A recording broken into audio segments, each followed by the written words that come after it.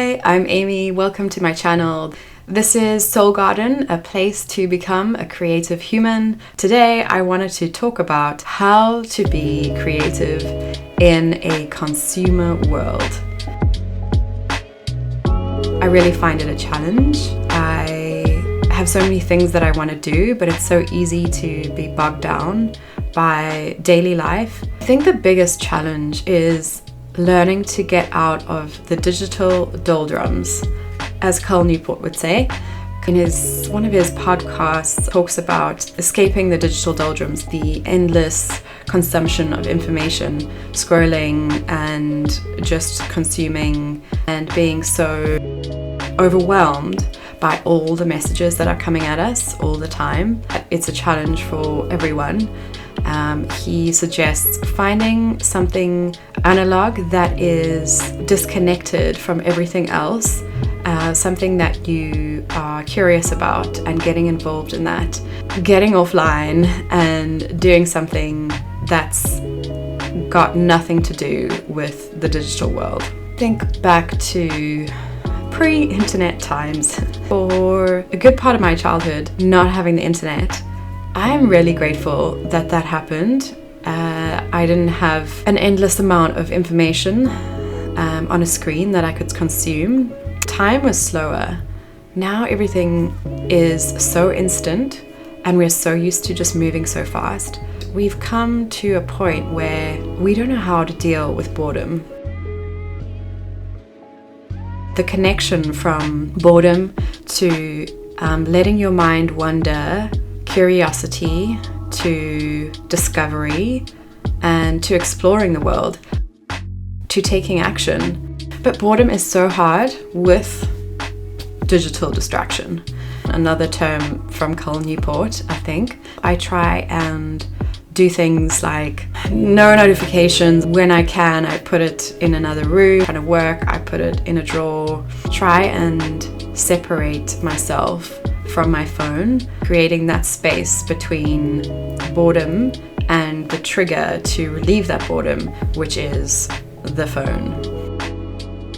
Another way that I try to stay creative is by gaining traction on something. Nia Irel, I don't know how to say his name, but he wrote a book called Indistractable, and he talks about distraction and traction and how you can only avoid distraction if you have traction, and traction is something that pulls you towards something, whereas distraction pulls you away from something. So if you don't have something to focus on, something positive to focus on, to draw you, to create that traction, then being distracted is so much more easily done. And it's hard to avoid distraction if there's nothing positive that is getting your traction. I don't know if I said that in the best way, but anyway, for example, having a project that you are really interested in, a side project, anything that is can take your attention, can keep you involved, and it's something that you can look forward to. Whatever hobby it is that you've got, if you don't have hobbies, if you don't have those creative projects that you're working on the side, that has nothing to do with work really, then it's so easy to get distraction. But how do you decide what to do? How do you decide what is that project or that thing that you are gonna get traction on and avoid distraction and avoid consumerism?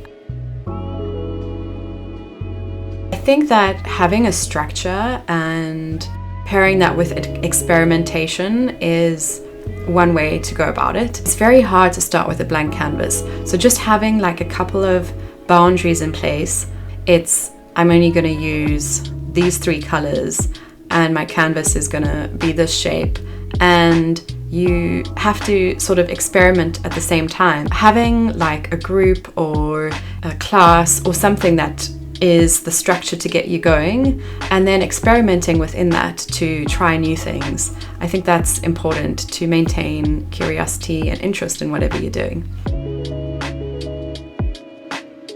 I think one of the most important things is finding community and finding like-minded people.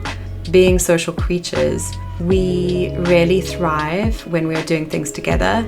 I know for myself that has been helpful. Sometimes, whether it's just partnering with my sister or a friend, where we say, okay, we're gonna do this every day or this every week, and we have that level of we're in it together and we're doing it together. And that's partly why I wanted to create the space of Soul Garden. It's accountability for myself, and it's a community for other people, hopefully, where we can encourage each other to be creative. I think we all need to encourage each other to live in ways that we aspire to live in. For me, that would be seeing myself be more creative in life and develop more projects and get more things complete, and starting new things and trying out new things. And so Soul Garden is a place for that. And so I hope that hopefully you would get some encouragement to go and do something analog, offline, something that is sparking your curiosity, and that's gonna get you off a screen. So if you are still here, thank you for watching. And if this was helpful, and if you have any ideas of how you stay creative in a consumer world, please write a comment below, and hopefully we can encourage each other to keep creating and to stop consuming as much as we do.